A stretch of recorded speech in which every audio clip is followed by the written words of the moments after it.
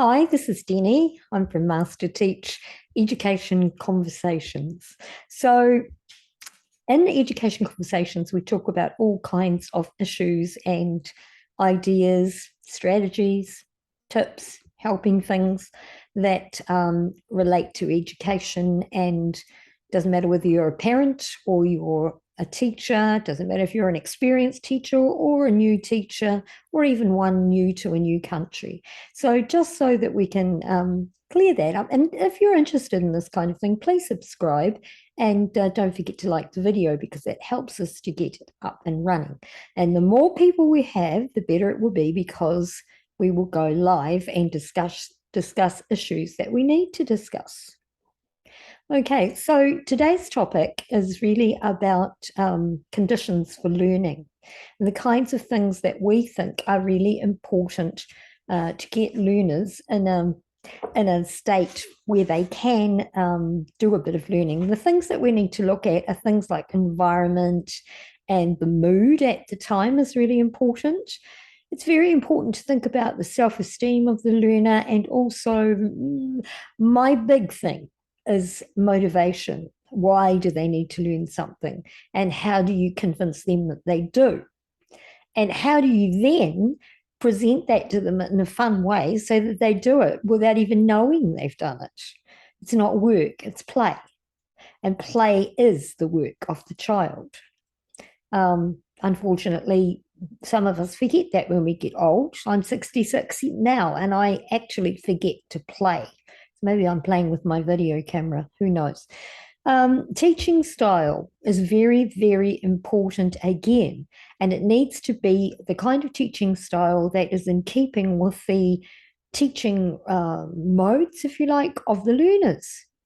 So it's not much use if you're a teacher who's very formal and you have children who actually need informality and need a little bit of room. They're creative maybe as well, and they need a little bit of that in their lives to convince them that learning is really a great thing and it's lots of fun.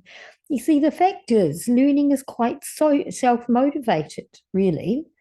We don't have someone coming along saying to us, you need to learn to walk and you must by the age of 1 year, you must have walked. In fact, that's the most common age at which children do walk, but no one tells a child to do that and no one sets it up for them, really. We do informally hold a hand out to help them to get up and balance themselves, etc., and give them experiences, but we don't actually impose that learning on them.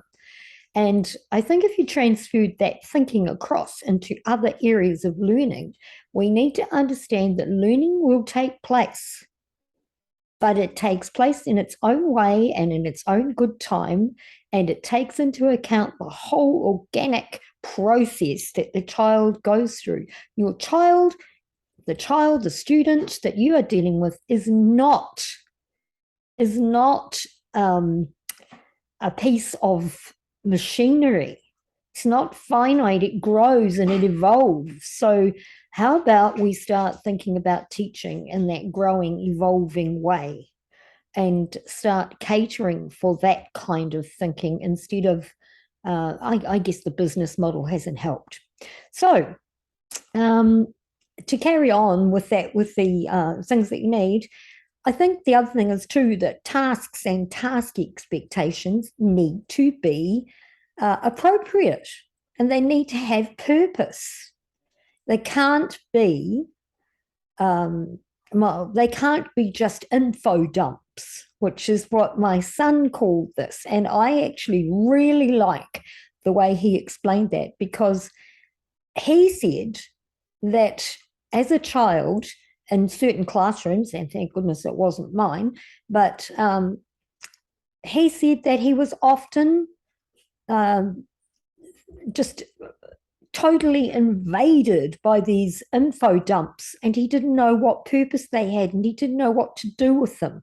And I think there are a lot of teachers who are actually not aware, but trying to keep to the curriculum and trying to adhere to schedules and all the things that they need to do without really creating any authenticity for the learning that is going on. So you need to be authentic. It is very important to be authentic. Um, Organization, another big factor. You know, actually, when you use your imagination and your creativity when you're teaching, you tend to have a less formal organization, but you have the potential to succeed in a much deeper way. The learning will be deep because it's affecting all of the senses. And I think that's something that people just don't take into account, is that we need to teach the whole child. I'm not saying holistic teaching. I've heard all that before and I know about it. I really like it. I have to say I am holistically inclined, but having said that, I have also been recently retrained. So never mind if you think I'm an old lady. I'm giving you advice which is based on what really does work. Thanks very much.